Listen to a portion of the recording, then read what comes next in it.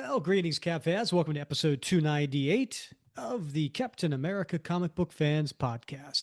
I'm your host, Rick Furbanis, and I've got a co host. You know who he is. He's the best gosh darn one out there. His name is Bob Lucius. Oh, Bob Dodson. Hey, Dodson. We got Dodson right here. See? Nobody cares. I have no idea what that is, but it does seem very appropriate for tonight. Where's Yeah, that from? Jurassic Park. Jurassic That was Park. when Newman Yeah, was Newman. sitting Newman. in a tropical island and he met the secret agent Oh, who right. came by and he Yeah. goes, "Hey, Dotson." And he goes, Yeah. "You shouldn't use my name." And he's like, "Hey, Dotson, Dotson." See, nobody cares. Anyway, Oh, good Bob, one. why am I greeting you with a Jurassic Park Oh man, that's quote? awesome. That's a great one. Well, we got Terry Dodson tonight, Rick. We do, and Yeah, everybody cares. everybody cares about that. Yeah, Yeah. yeah. We can't wait to have Terry on the show. I had a chance to meet him at OAX back in February, Hmm. and he did a really cool um, Viper Madam Hydra commission for me. Yeah. So anyway, yeah, gosh, he's been a fantastic artist for over 30 years, doing over like 700 covers, 200 stories. It's ridiculous. Quite the career. So we can't wait to talk to him on the show. But before we do, Bob, Yeah. I can't wait to talk to you. I haven't talked to you in a week. How you been? I know. I'm doing okay. I'm doing all right. Summer's here, whether I want it or not.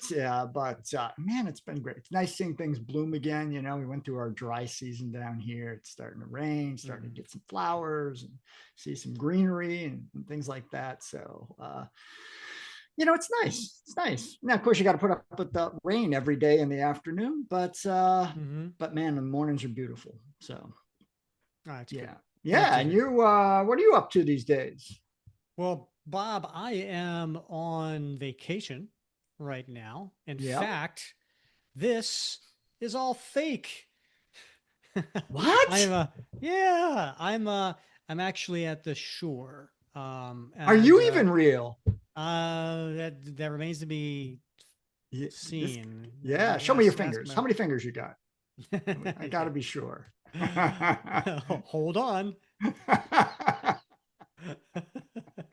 Oh yeah, that so one. Familiar yeah, with that yeah, one. yeah. So yeah, I'm on vacation, and I know you're going on vacation like next week, That's right. Yeah. and so I had this house at the shore, and my kids are older, they're coming and going. My wife, she's coming down on the weekends, but I'm like, I'm off work, but I'm not off the podcast. Right. And No, so no, I of course brought not. my computer, I Yeah. brought my microphone. I brought my setup.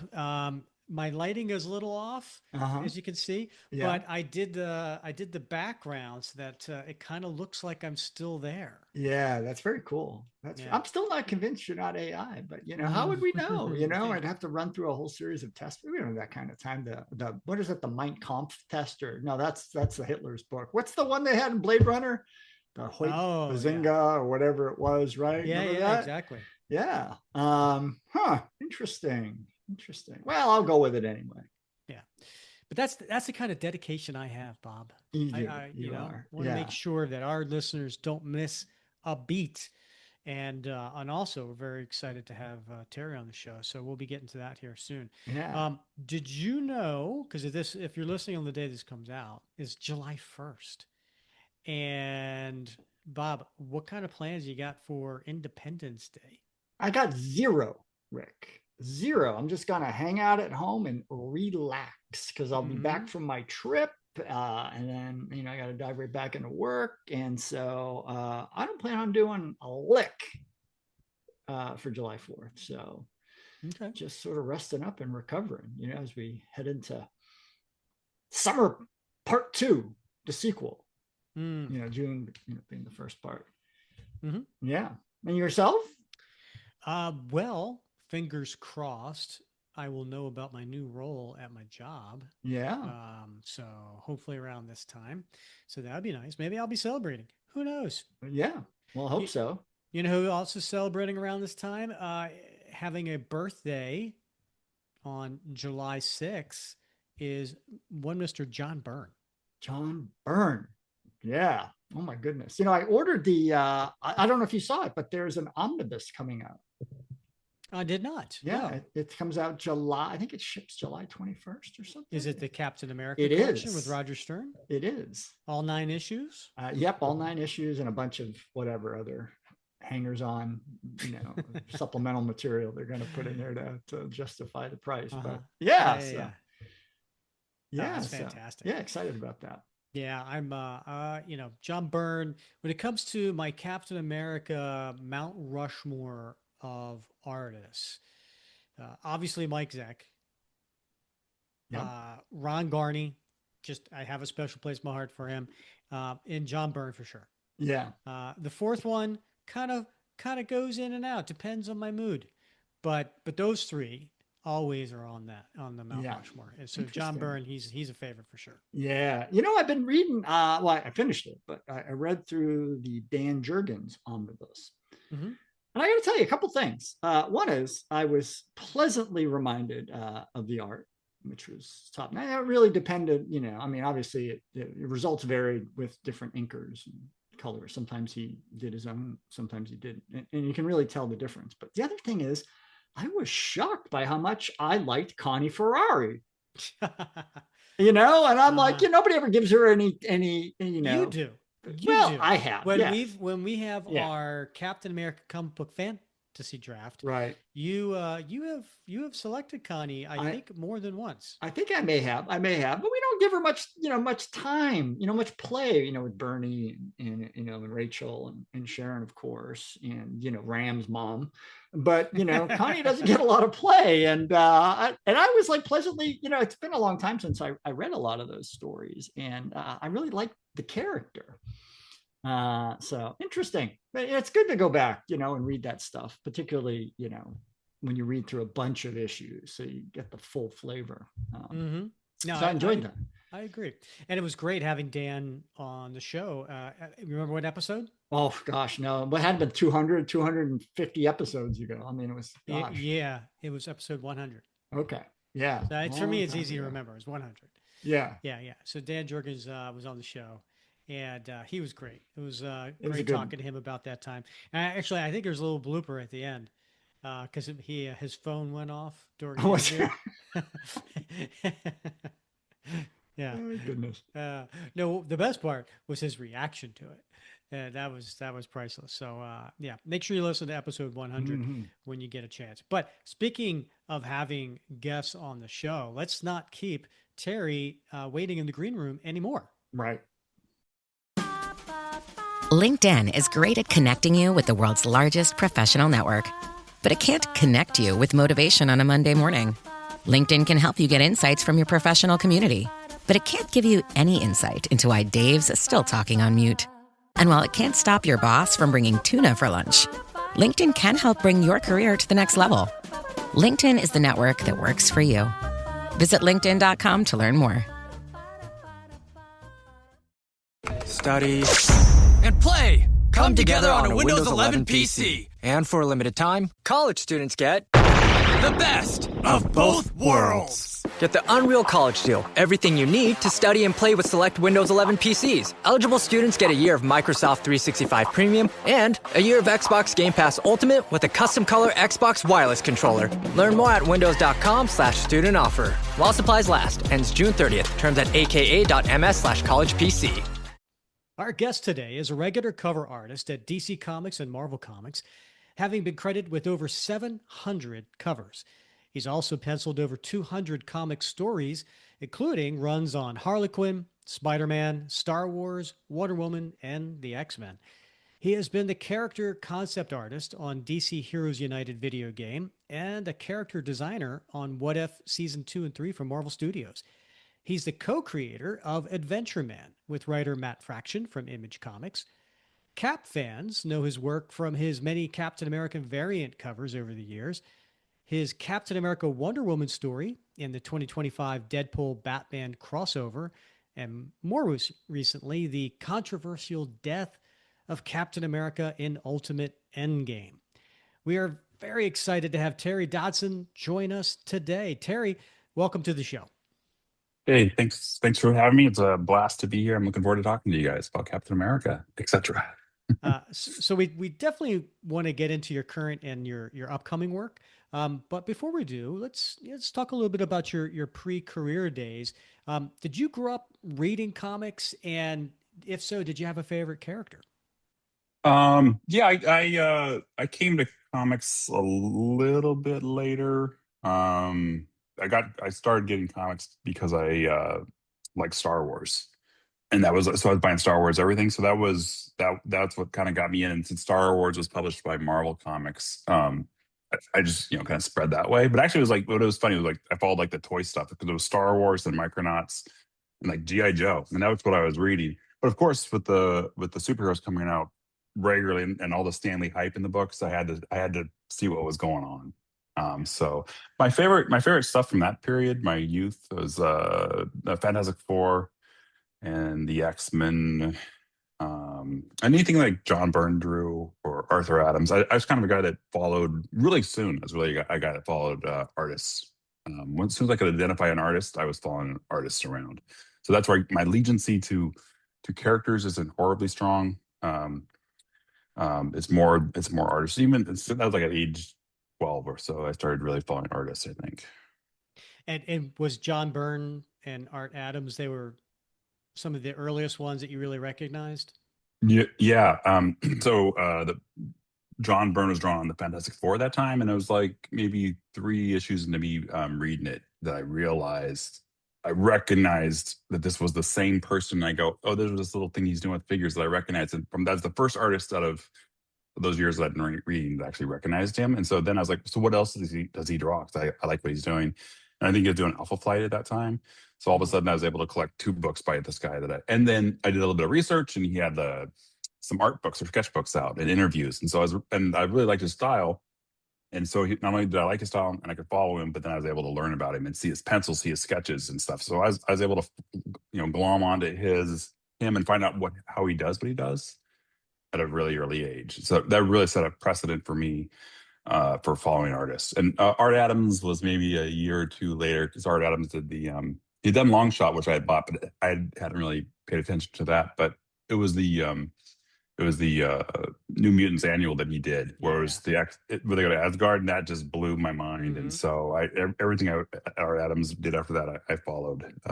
So it was those were fun times, and those guys are end up being giants in our industry. And Art Adams is still the giant guy, and so is John Byrne. So they're fun guys to follow because they kept growing.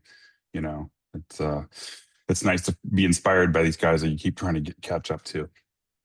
Yeah, and also you probably got spoiled because John Byrne was knocking out like 4 books a month. So you're probably like, oh, it can't be that hard, right? He's doing 4 books a month.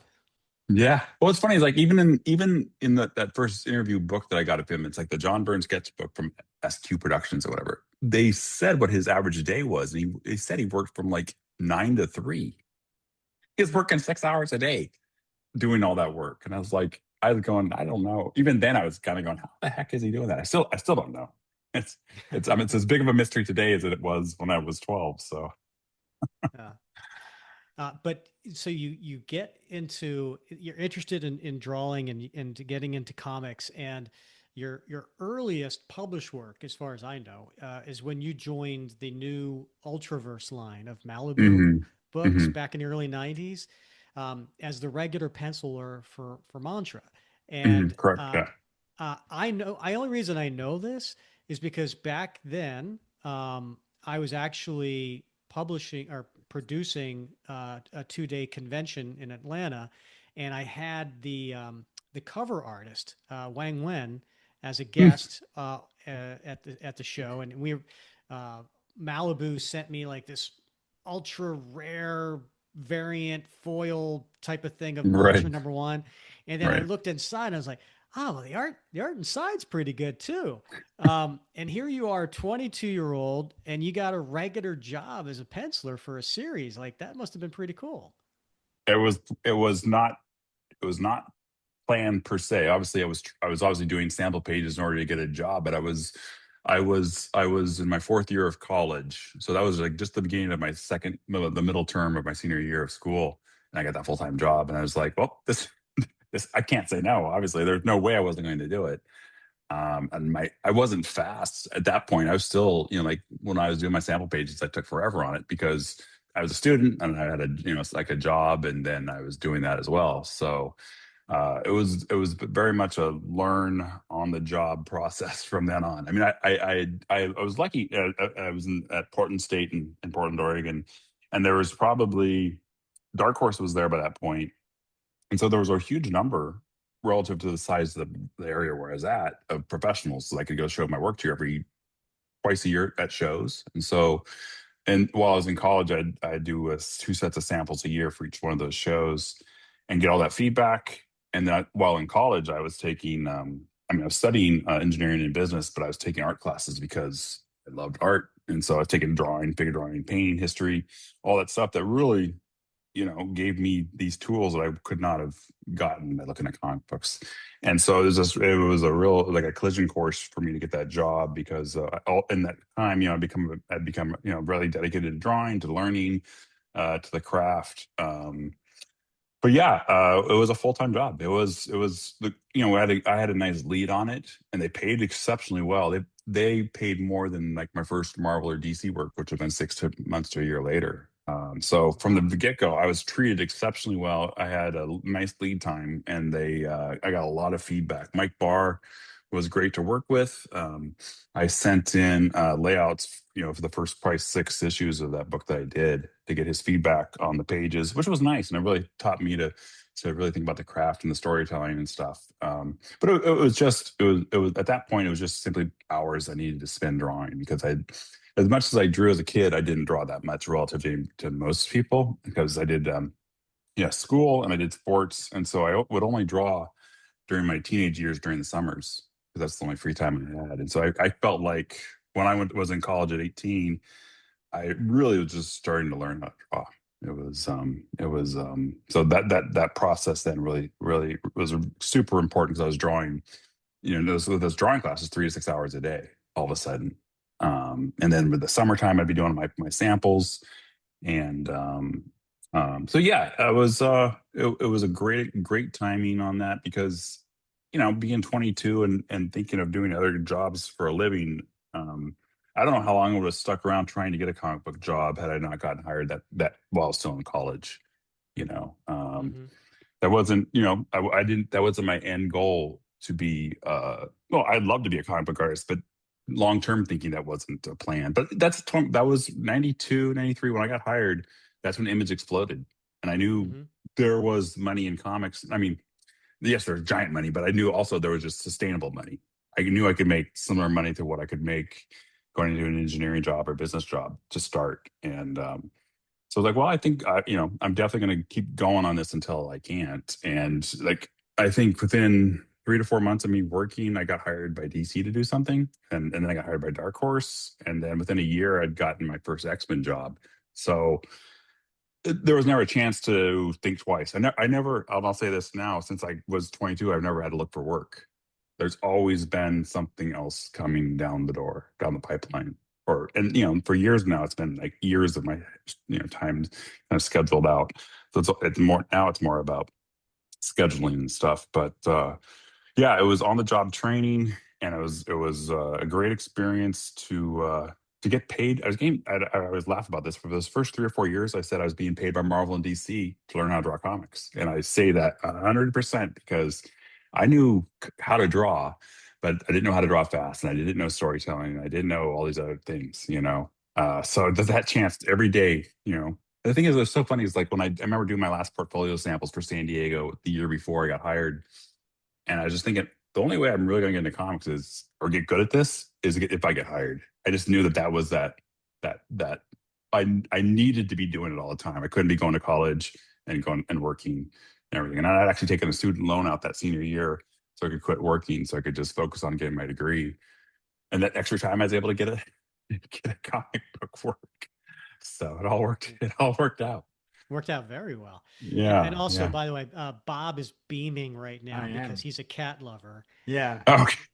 And But I also know that if people put this on mute, they're going to think we're interviewing a Bond villain. So Yes, that's right.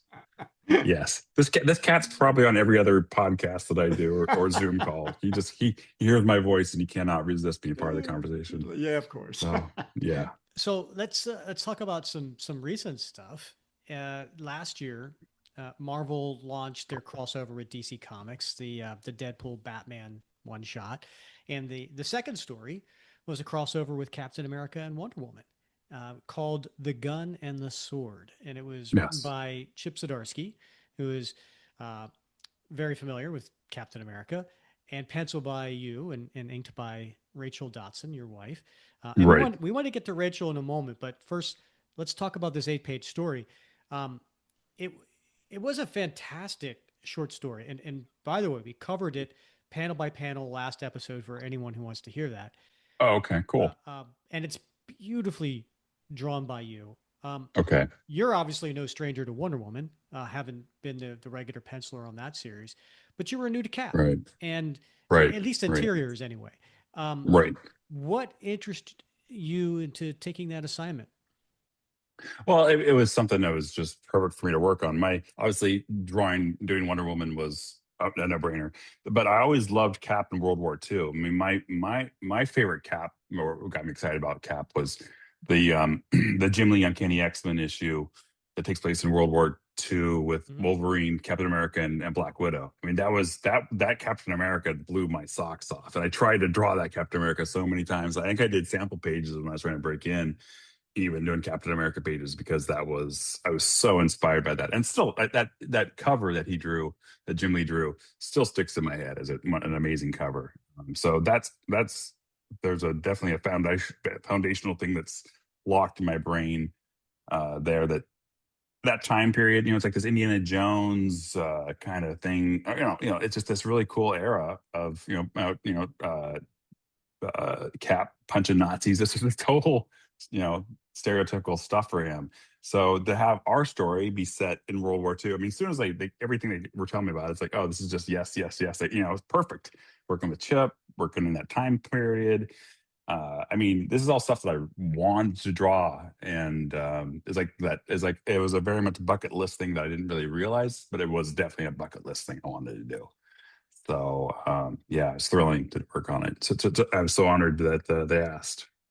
Well, I mean, and the story takes place in two different times, right? I mean, it takes place in World War II, but it's a looking back during that time, Right. and along the way, you get to see all these really cool scenes, important scenes from classic Marvel, classic DC stories, and you get to redraw and retell them, and you get to put Marvel and DC characters in the same panel. That had a bit of thrill too. Yeah, yeah, of course. Yeah, yeah. I'm definitely the combination of the two things. The check off of the World War II, both World War II, Wonder Woman, World War II, Cap was amazing, but to hit all those time periods, past, present, and future of Marvel DC universes, it was just like so cool. It was yeah, I felt kind of like I didn't have to draw any more stuff. I mean, I kind of hit all the things I wanted to do. It was yeah, I mean, to draw these things that I had read as a kid or whatever was amazing. So it was definitely an 8-year-old Terry having a blast. It was that kind of story. Just and I had those strong emotional beats in there as well. So Oh yeah. stuff that I do well, and a lot of good action. But yeah, and then I color myself as well. So to be able to play in those different time periods, past, present, future, was a blast. It was just a great. I mean, I could do numerous kind of things like that because it's so much fun to do. Between Rick and I, Terry, we when we both started reading and collecting Cap in our teens, so we've got about between us 90 years of collecting, Okay. and from a statistical sample drawn from the Captain America comic book fans fan group on Facebook, we got about 4,000, little over 4,000 members. So I think I can say that there are two kinds of Cap fans in the world: ones who hate pouches, and ones who love pouches on Cap's belt. So I noticed you had beautifully rendered pouches on Cap's belt, and so I have to ask. We got to just settle this argument once for all, just so people know. It's the question everybody wants to ask. What's in the pouches? Oh man, protein powder. I'd say if it's World War II, it's like protein powders. And, yeah, that's a good one. Honestly, I do sit there and think about that as I'm drawing that stuff because, I think if I did a present day Cap, I think I'd do no pouches just because I'd do them streamlined, I think. But I think in that period, it's survival mode. He's Sure, got yeah. he's got everything. He's got who knows who knows what he needs, batteries or a snack or obviously weapons or whatever. I guess Chocolate bars, yeah. chocolate bars, Yeah, compass, bubble right. gum, Yeah. little radio, all that good stuff. All right. See, all right. So good. We Yeah. finally put that to bed. It's a period piece. So you got to have pouches. Yeah. All right. Yeah, Fair it enough. does. Yes. Yes. It becomes very militarized, very much that kind of regimented look is perfect for that time period. So, So you mentioned, you color your own work, and I want to get to that, but before I do, um, we had Adam Hughes on the show, and I asked him this question, and he agreed, and it's a big pet peeve of his as well. What is the color of the stripe underneath Cap's chest oh, of the star? right. I have to look at my drawings, but I'm pretty sure it's red, right? Yes. All right. Yes. Yeah. You answered Yeah. correct. Yes. I mean, I know when I draw it. I'm glad we didn't have to end this interview early. So, That's right. Good answer. Yes. Yeah. No. It's once you start drawing, once you draw, it's been a few days and I've drawn or whatever, but once then I actually put blacks on that red part. And so it really becomes a design element. It's very important that I know that what the color that is. And I stay on that, using that.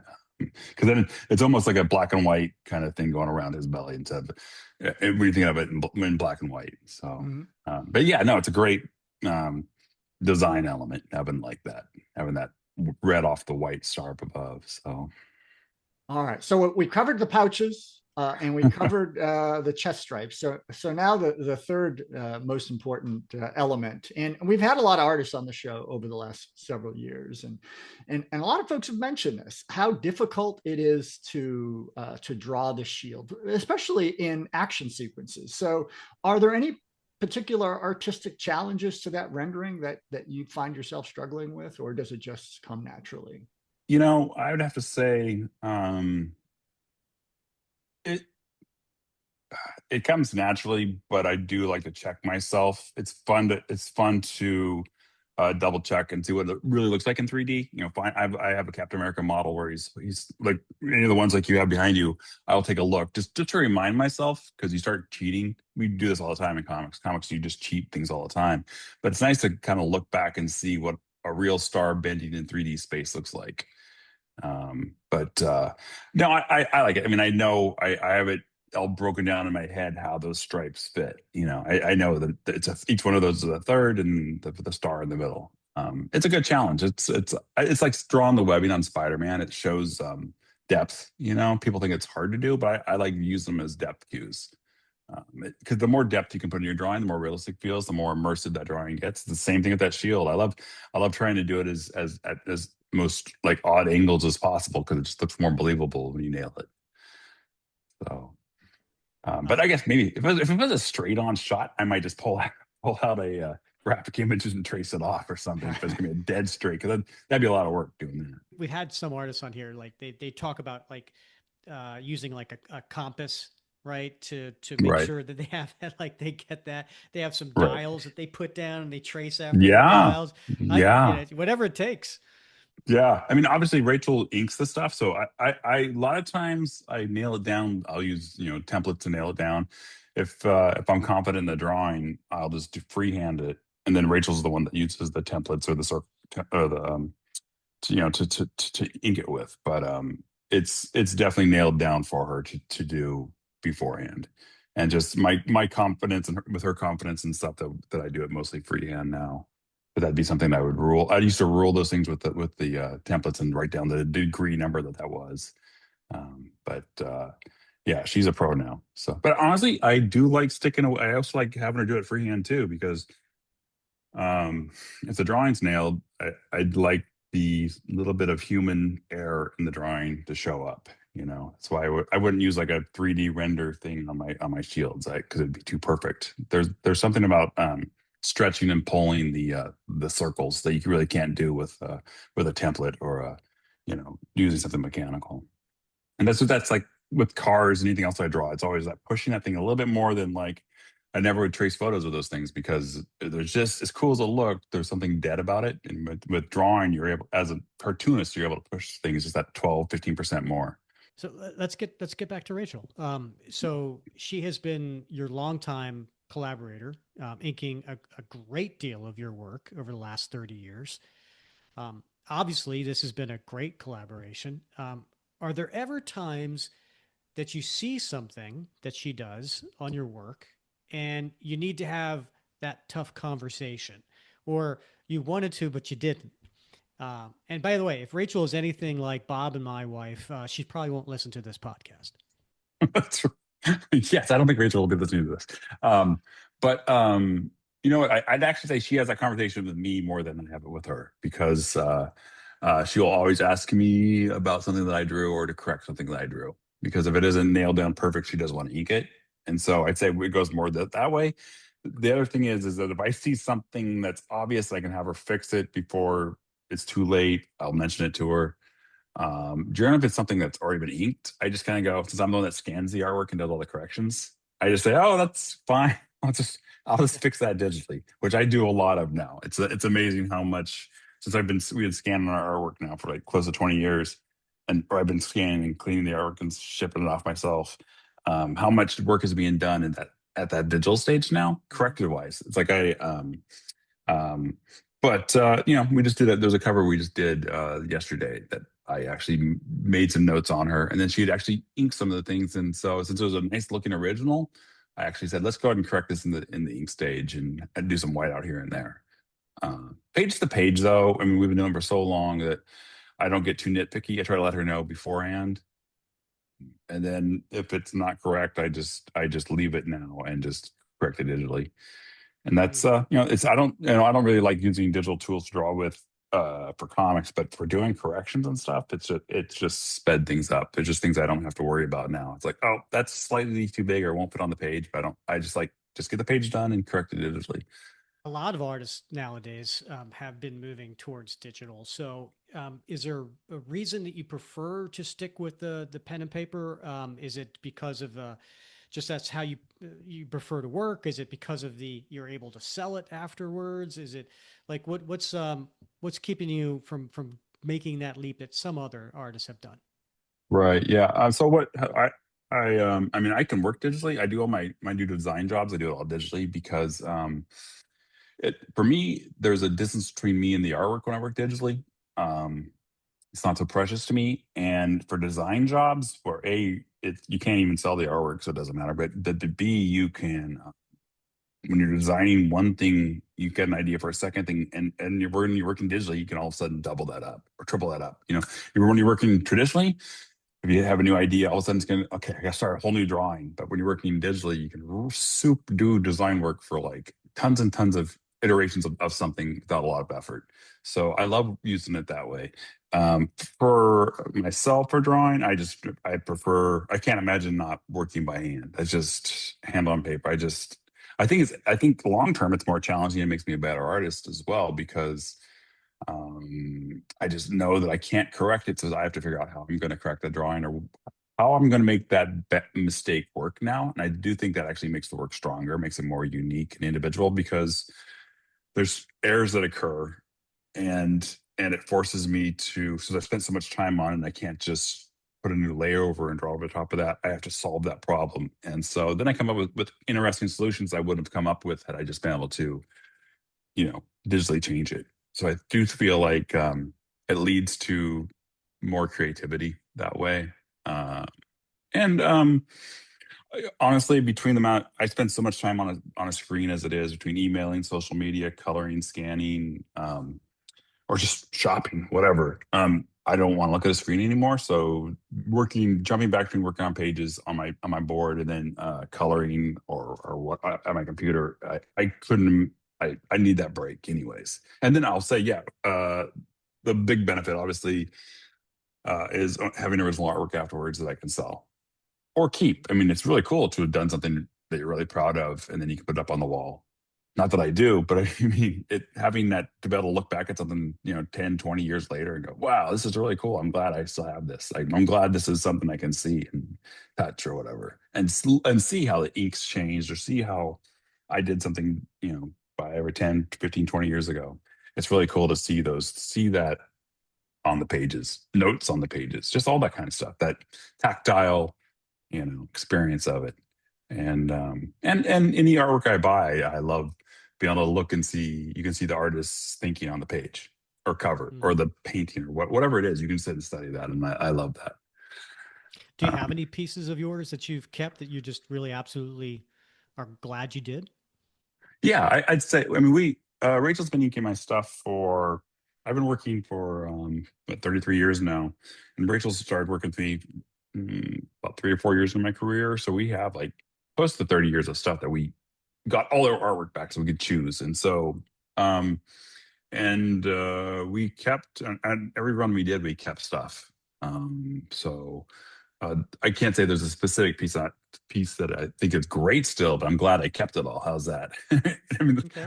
I mean, it's frustrating for me to look at something and be appreciative of, but I am appreciative of the fact that that people like it and it meant something to people, and I am basically happy with it. So it is cool to see that, and especially something that's been turns out to be a key piece, years later. We have an entire issue of Harlequin, which is pretty cool Oh, because that wow. was 25 years ago, and it was a point where the artwork was selling well enough that I go, you know what, I'll just keep. I was really had fun in this one issue. I'm just going to keep the whole issue because we don't necessarily need the money to. Uh, right now. So, but yeah, I'd say with everything we've done, we've kept numerous covers and splash pages, or a lot of times for us, it's the panel pages that no one really appreciates that I have that I really like. Because it's like Hmm. I or Rachel did something on that page that we just love that maybe no one else would really notice. But it's again, that's cool that this many years later to fall back and look at something and go, I'm glad I kept this because this is pretty special. Well, I have to tell you, I loved the 8 page story that you did for Cap Wonder Woman, and I am so upset with myself because I missed out on the original art that you offered up for sale from your website, and Right, right, I know the guy who bought the cover. I am so jealous. right. So Yeah, yeah, but and that's why listeners, you need to sign up for Terry Dodson's newsletter because he announces these things, right. and then you need to read them and not miss it like I did. Yes. Actually, I actually kept two of those pages. I think there was 8 pages, and I kept two of them because they're special. That I knew how rare those pages were. I knew a lot of people would want them, but I kept just two because Which I pages were they?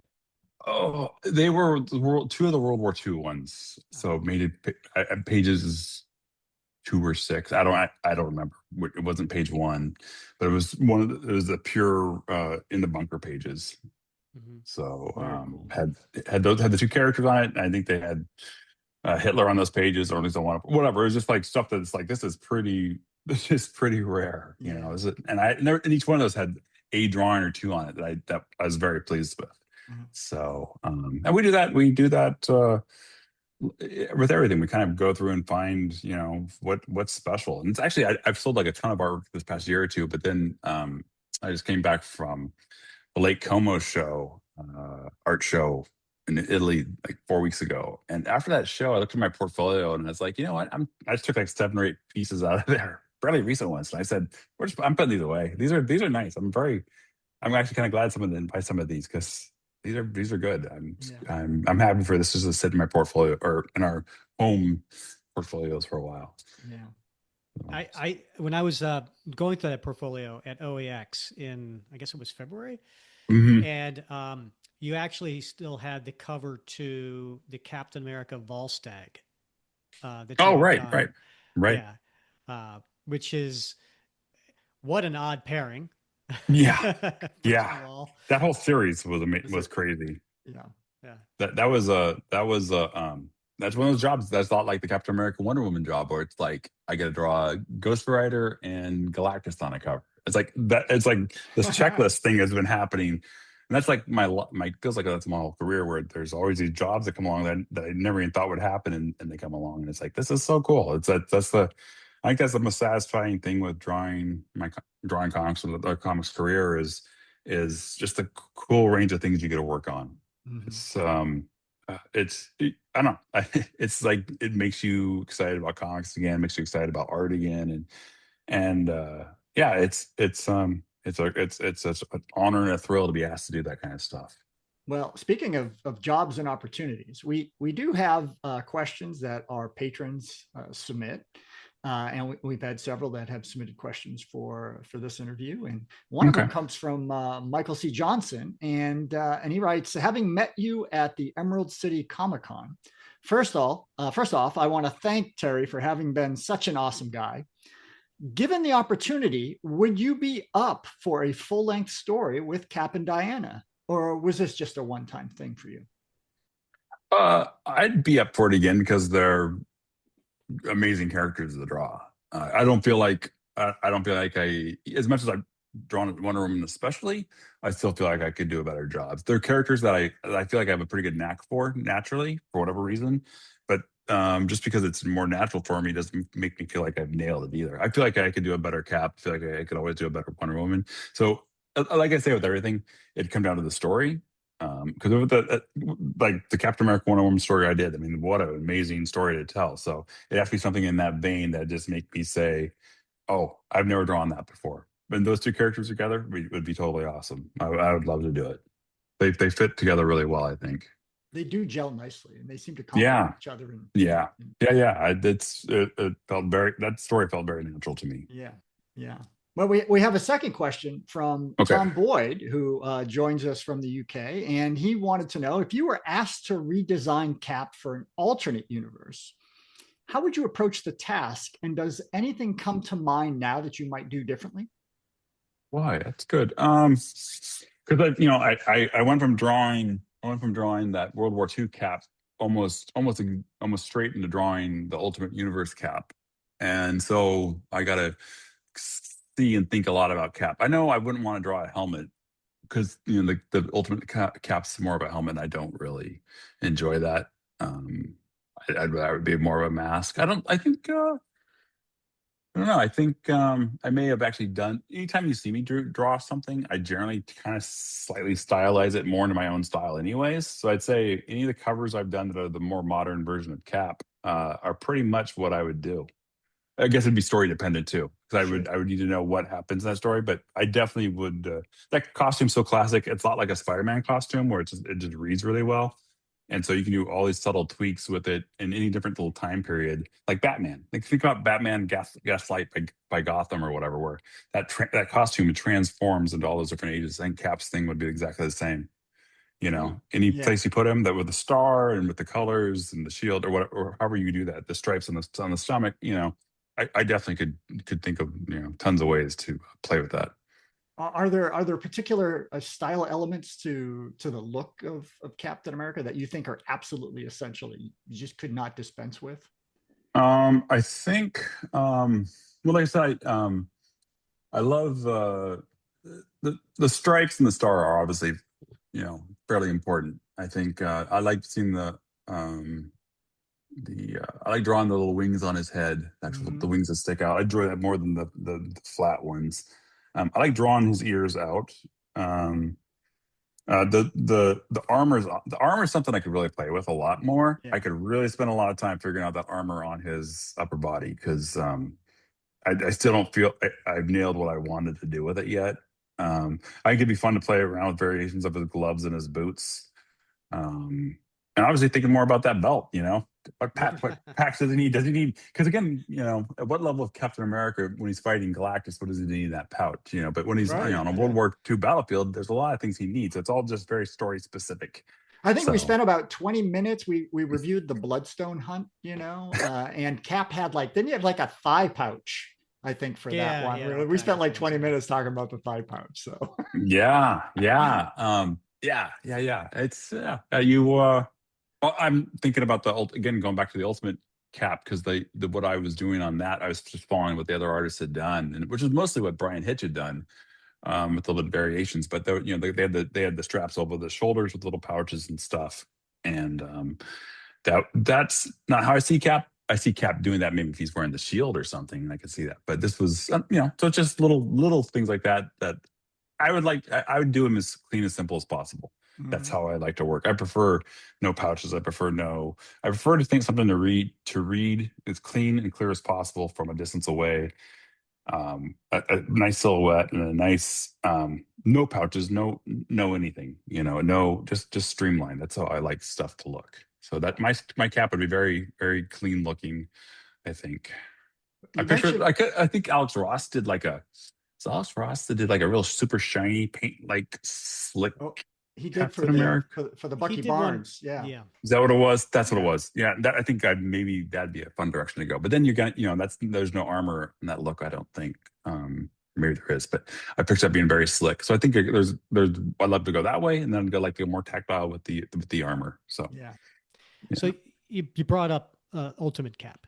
So let's talk a little bit about Ultimate Endgame, which by the time this comes out, it's over. Number 5 has come out.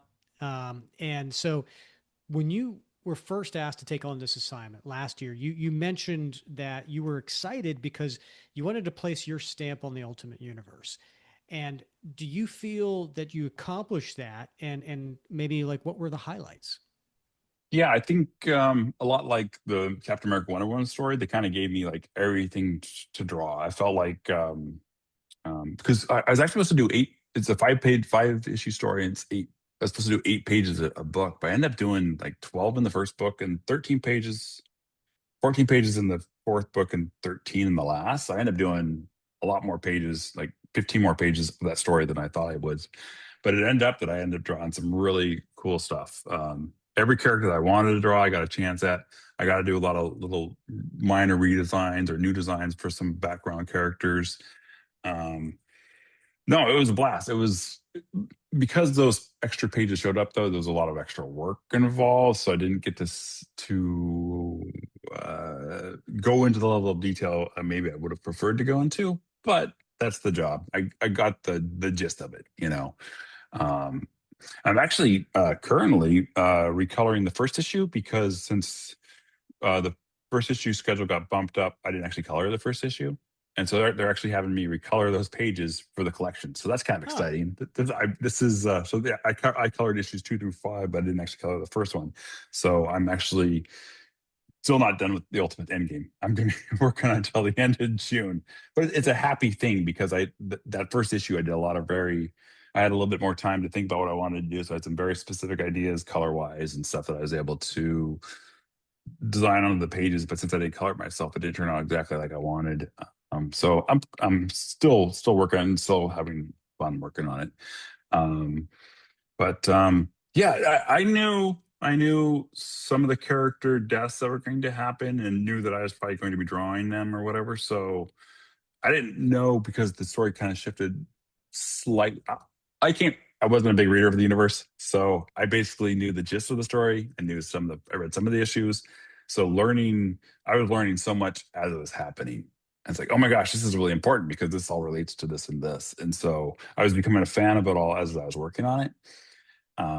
So yeah, it was cool. I knew how important some of those scenes were that I was drawing, and I do feel I got to draw the final, I don't know, 6, 8, or 10 pages of the story of the fifth issue, which was a blast because it wraps up everything, and there's the denouement and all that stuff, and and that was amazing to work on. To actually work on on the end of a story, because so much of the stories we work on, they never end. They always kind of end. mm-hmm. They end for then, but this was a blast because I was drawing the final scenes of these things going on, and it felt really, really, really cool. Some really concrete. It's like the stuff you kind of hope you get to draw as a kid. These kind of well, maybe not as a kid, but as a young adult, because emotional kind of impact stuff was fun. So So let's talk about that. In issue 4, we see the death of Ultimate Captain America by the sword of Captain Britain. yeah, he first disarms him, cutting off his shield holding arm, and Yeah. then decapitates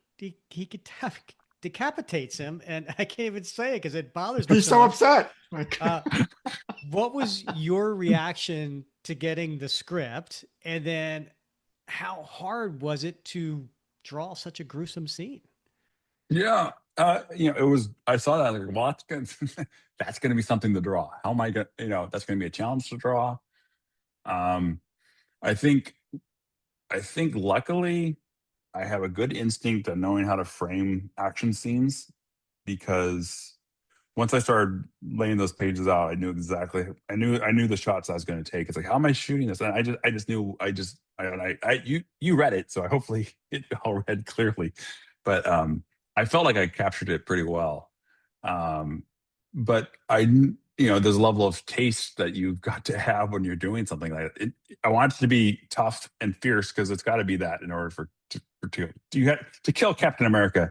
It's got to be a lethal blow, right? You can't just show someone just off panel doing something. There has to be something that looks like it could actually happen. So there's that level of graphic, level of toughness you have to go to, but you still don't want to show anything in a ugly graphic manner. So, and I did what my gut instinct was. I honestly haven't looked or read or seen what anybody thought of what I did. Only my inker and my editor, who I heard from, and they were happy with what I did. So, I don't know any public reaction to it, but I was basically pleased with how it turned out. It was tough. I don't know if I actually would have wanted to draw that long time in advance, if I'd known, because that's not something I really like to watch in movies or whatever. But I knew the importance of it. I knew the stakes of what I was doing, and I do feel like, I do feel like I put it into a grounded enough world and universe, or a setting or scene or emotional whatever, that it needed to have to carry the weight it needed to have. And that's really the angle I really tried to push, was, the importance of that moment. Um, I mean, Rachel doesn't read comics much, and so I really have been going to. I was kind of telling her what I was doing. I go, "This is really important. What's going on here? This is the big deal on these pages," and I'm kind of drawn it in a void. I mean, the editor and I had talked about it briefly, but it was really my decisions, and I think Denny Camp, the writer, explained it all clearly. There was no doubt what I was going to be drawing on those pages. It's still my shots to call, and how to arrange it, and where the sizes and the colors and everything like that. But, I think he wrote the beats well enough that I understood exactly what I needed to convey on those pages. Mhm. So, but yeah, it was something. I mean, when I'm thinking superhero comics, that's not what I'm thinking. But that's also because it's an ultimate book. The ultimate books have always had that edge to them, Right. and it was good to be pushed, as an artist, to do something with that edge. I think, I like the challenge of it. I mean, it's not the Cap story that I want to read, but I did enjoy the, drawing something that felt like something important happening that you don't see every day No, or a you don't decade. see it every day. No, you sure Yeah. don't. And yeah, I mean, I'm glad to hear to say that it's not something you wanted to do, but the fact that you did handle it in a way that you did, yeah, I mean, it was gruesome, but to your credit, it did show the toughness of Steve Rogers from that universe, and was surprising. Like no Right. one saw that coming. Right. Um, Right. and so, in fact, when they solicited the cover to number 5 by Mark Brooks, Cap's on the cover. Right. And so I think there's some people, now it's out by now, but some people were holding out hope. Well, maybe he's back, but Right. yeah, that's you don't come back from that. Right. Right. Well, no, there is some hopeful stuff in the 5th issue. That's the good part. so there's So a chance. I'm s- I'm saying I'm saying I'm saying I felt like there was a pretty happy ending to me, and I'm glad I was able to draw it. Yeah. So it's like, oh, I wasn't positive how this was gonna. Even I didn't know how this was gonna wrap up. So it was fun to be surprised on my end, and then to actually be the one that drew it. So, in fact, you were so excited for this series that you created your own exclusive variant covers, Right. selling them through your website, which is actually really, really cool. You hadn't done that before, I believe. So, I mean, and that's a major investment on your part. How has that gone for you?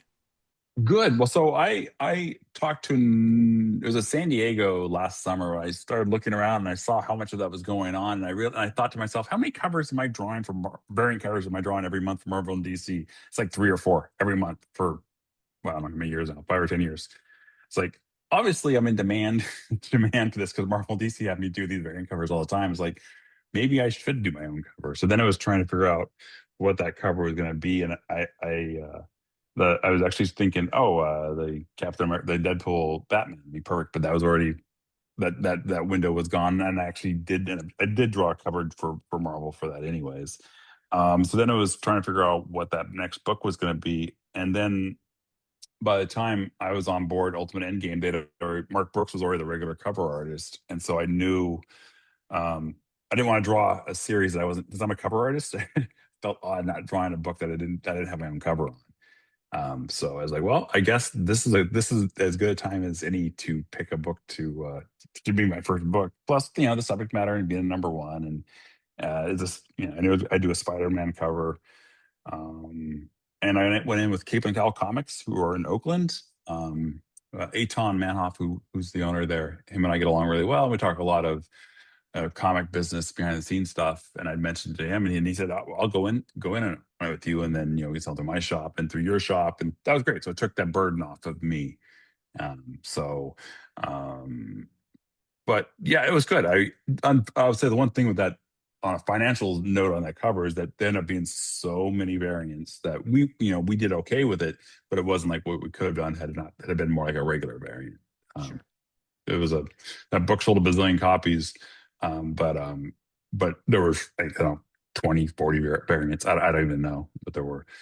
But it was a good experience. I learned a lot. It was fun to do, and I got my covers, so I ended up doing the variants on the other covers as well. But Marvel had me be the regular variant on those ones. But yeah, it was a good experience. And we're actually going in on a Archie #1 cover next. That's our next Oh, one fun. of yeah, something completely different. But because I've never done anything Archie wise, so I like those challenges in my career, trying to find something I haven't done, and anyway, so that'll be our next one.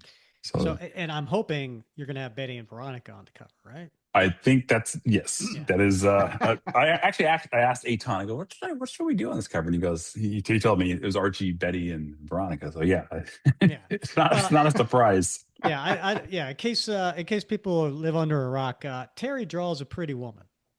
So you can't have just Archie on there. Right, Yeah, right. right. No, it's gonna be. We actually have a good story for what it's going to be and why we're doing it, when we're doing it, or whatever. So we'll come with the announcements for it. But Fun. yeah, yeah, it's gonna be fun. It's a I will say the only weird thing about that is, as someone who has spent his career trying to do a lot of creator own stuff and doing other side projects, the only slightly negative benefit for me is that I'm spending extra time doing Marvel or DC something where that's kind of like a regular job. So spending extra time selling a Marvel DC product when I'm already promoting it just as the regular artist on it, that seems a little slightly strange, and maybe no one else will understand what that means. But it's just, I'd rather be spending that time selling a Terry Dodson something else. Mm. But I do know people like those, and they're fun to do. So it's this figuring out the timing on that stuff. Do how many of these do I want to do or whatever? Because I'd rather be doing just new artwork instead of trying to be a salesman, I guess. We have another question from a patron, Terry. This one by Mark Domeyer. And he asks, when it comes to creating a new character, such as Adventure Man, what's the process? How do you flesh out the basics, and how much changes from the initial idea to the finished product? Yeah, I'd say if it's a creator-owned book, it's a pretty different process because um, it it it's a character out of the ether.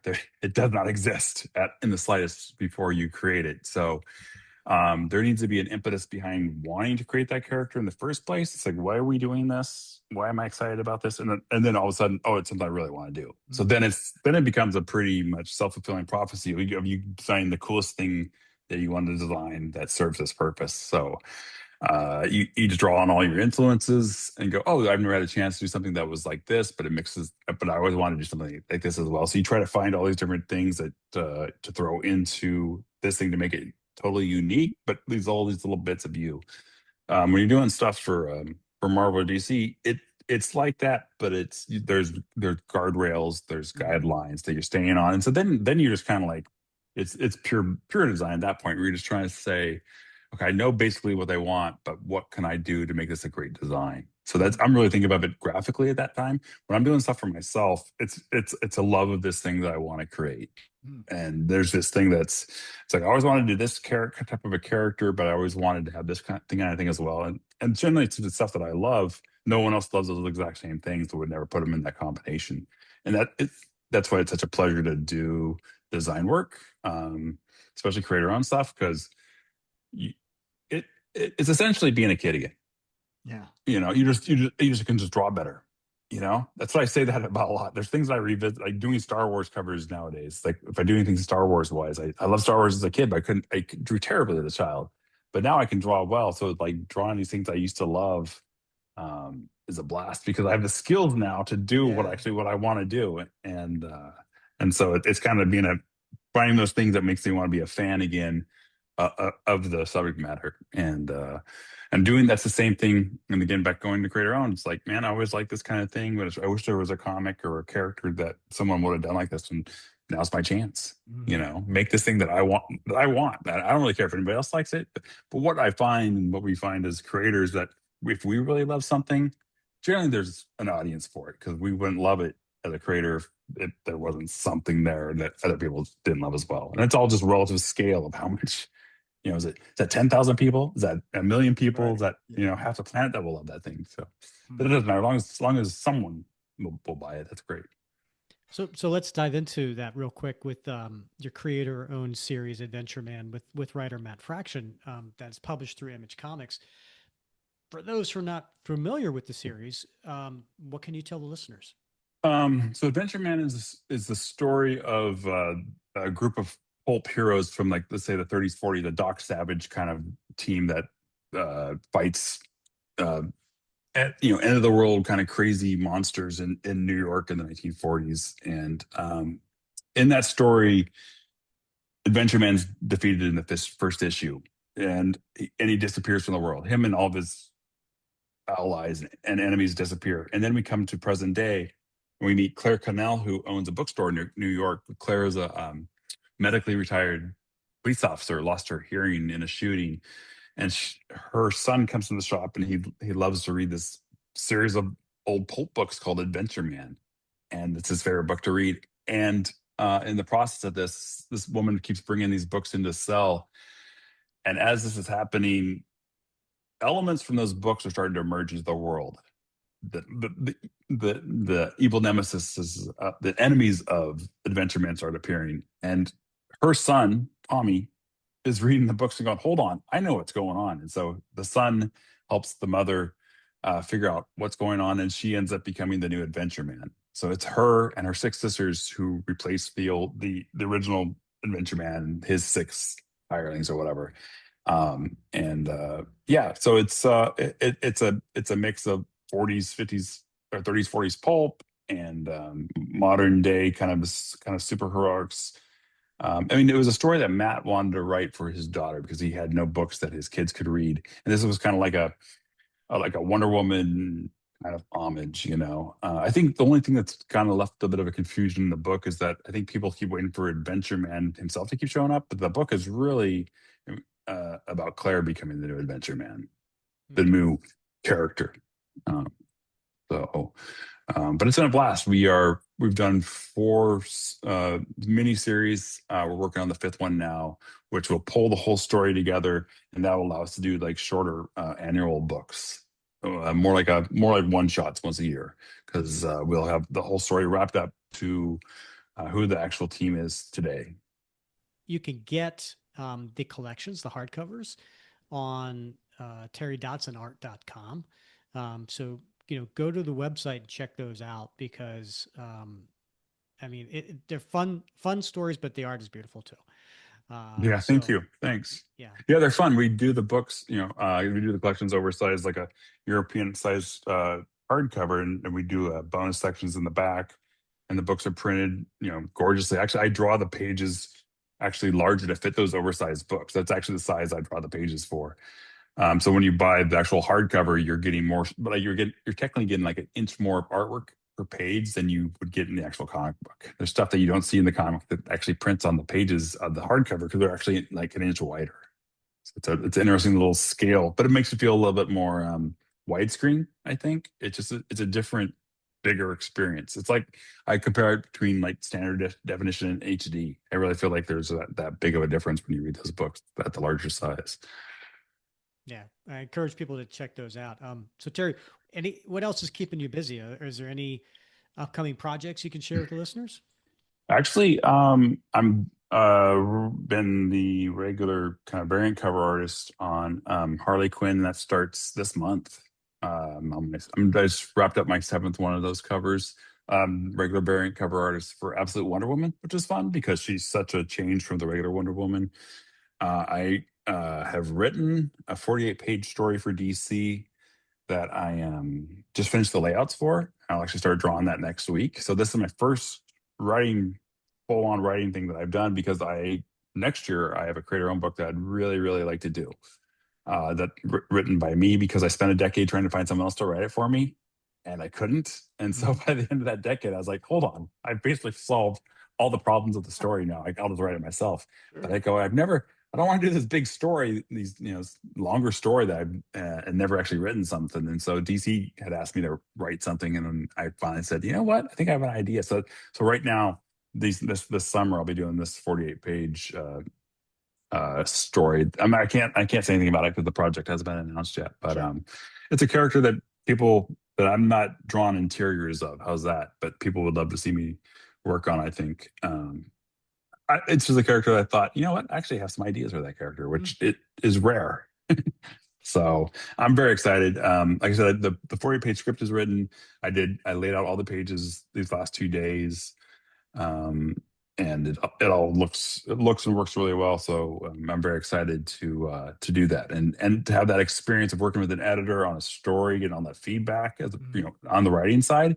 I mean, the writing was harder and yet a lot easier than I thought it'd be. So that's I draw everything, I color everything myself, or my wife inks me. But I mean, I do so much of the process of the story itself that writing seems like a no-brainer, I guess, to actually just do the whole thing. And I'm actually kind of thinking, I haven't mentioned this to the editor yet, but I'm actually thinking about lettering it myself as well, because Wow. like at some point, why can't I can draw everything.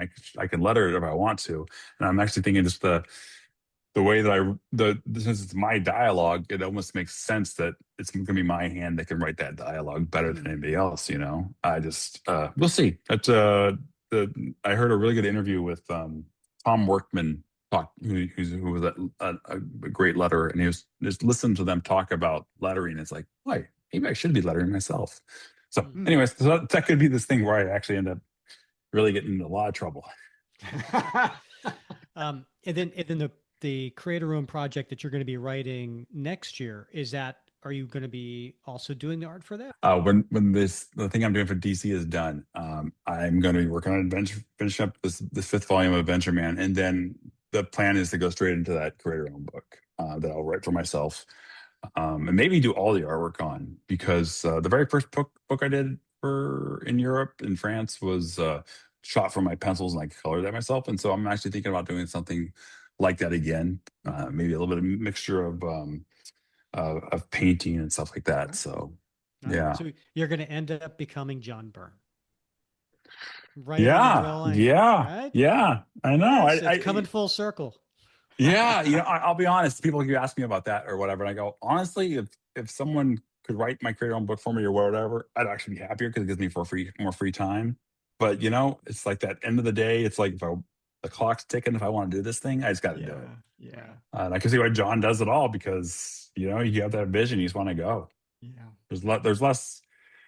I do think the long term, or for the reader, anyways, you're getting that most direct vision of that story, right? Because it's just that one person Yeah. giving it straight from you to them. I think that's, we'll see how it goes, but I do think there's a real pure. I mean, that's always the coolest thing about reading Calvin and Hobbes or whatever. It was, or Peanuts. It was always that one person's vision straight through, right? Or Will Eisner, or whatever, where it was one person doing everything. Frank Miller doing everything. It's just that it feels very, very different. Terry, thank you so much for coming on the show. We actually had an absolute blast wrapping cap with you and getting Cool. to hear about your project. So thanks for Awesome. coming. Thanks. Of course. Thanks, guys. I appreciate it. Yeah. Well, I enjoyed my conversation with Terry. I gotta say, when we've had different artists on the show, Mm-hmm. I always love hearing the stories behind the stories. I love hearing about their work and so on. But I love the fact that he really tries to emphasize the emotion behind the art, Right. and he asks questions to the writer, and like what's going on here, and so on. So Yeah. I was I didn't know that about Terry, and it gave me a whole new appreciation for his art. Yeah, absolutely. And just but he was so forthcoming with just a lot of the details of how the sausage is made. The creative process and things he thinks about, the things that sort of press on him. And I was also struck by, and I'm really curious now. So I will definitely go back and look at that 8-page Cap Wonder Woman story. Because he mentions that on the work that he and Rachel do, they always try to hold out a couple pages, right? And usually it's because there's some panel or something that they've done on the page that they're particularly proud of, and it may not be something. Most people want to buy a piece of art. They like the action, or a first appearance of a character, or something like something meaningful. And you do a really good job. Like when you get a piece of art, you explain why that page is meaningful to you. It's it has something more than just the monetary value. It's got an emotional connection. And he talks about that, and so I'm really curious. I want to go back and look at those pages and try to. I wish I'd asked which pages he had kept out, because there was something special. It feels a little bit like an Easter egg hunt to try to go find and figure out what panel would have been really cool, from his perspective. I do believe he said, and maybe he said this offline. He said it was pages 4 and 6. 4 and 6. Okay. Yeah. All right. Yeah. Yeah. It was the ones during the World War II time. Yeah, and that was the best. I think really the best part of the interview. Just hear him continually talking about how great the World War II stories are. Yeah. Okay, Bob. You got an ally there. You got an ally there. Him and Adam Hughes made a very compelling case, I thought. So, yeah. No, fabulous interview. Just sometimes you got to pull answers from guests, but certainly not the case with Terry. He was very, very willing to just communicate like we were sitting across the table having a beer or something. Yeah, absolutely. And I would also encourage people to go to his website, which is terrydodsonart.com. I'll also put a link in the show notes so that you could see, not only take a look at the artwork that he has there, but he has a really good shop where he sells comics and variants and prints and sketches, and he has some original art there. And then sign up for his newsletter, and where he makes some announcements as far as like where he's going to be for signings, and then when he has new items in his shop. So anyway, yeah, check that out at terrydodsonart.com. I'm going to check it out for sure. Especially, I didn't know about those variant covers. I definitely want to check those out. And then make sure you come back next week when we finish off our long tail story for 2026. And that is the second Wednesday of every month. this year, we have been doing Jack Kirby's Mad Bomb.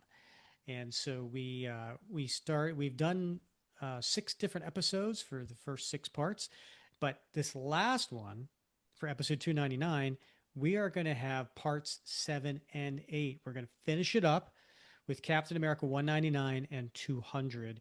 Why? Because it comes out on July 8th, which is right after our 250th anniversary and the 50th anniversary of that story, which finished at the bicentennial. So we figured it was great timing. So make sure you come back for that. If you haven't listened to the other parts, you can always find them on our website, CaptainAmericaComicBookFans.com. But the last one, part 6, was in episode 295, if you want to check that out. Also, if you go to our website, you can get more information about how you can support the show. And you can also, if you just want to pitch in and become a supporter, you can go to buymeacoffee.com/CapComicFans. And even more important, join the community. Come to the Facebook group, which is Cap Comic Fans. When you do a search on the Facebook group, where we have over 5,000 Cap fans, and it is an oasis from the rest of the social media. So it's a positive, no negativity community, to be honest with you.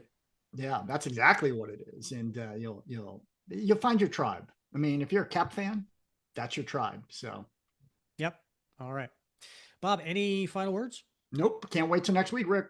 All right. For Bob Lucius, I'm Rick Verbanis, and we thank you for listening to another episode of the Captain America Comic Book Fans Podcast.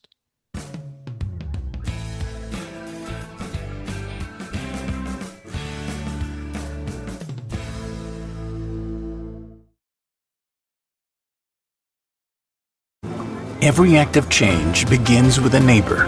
When neighbors connect through the Feeding America network, small actions ripple into lasting impact. Feeding America, led by neighbors. Give now to end hunger at feedingamerica.org. Queen Carvania stood haloed by the morning sun. An army hung on her every word. My champions, I have sold my chariot on Carvana. 'Twas a lovely SUV, an inexplicably queenly offer. They're even coming to the castle to collect it. Tonight, we feast! An offer you can feast on. Sell your car today on Carvana. Pickup fees may apply.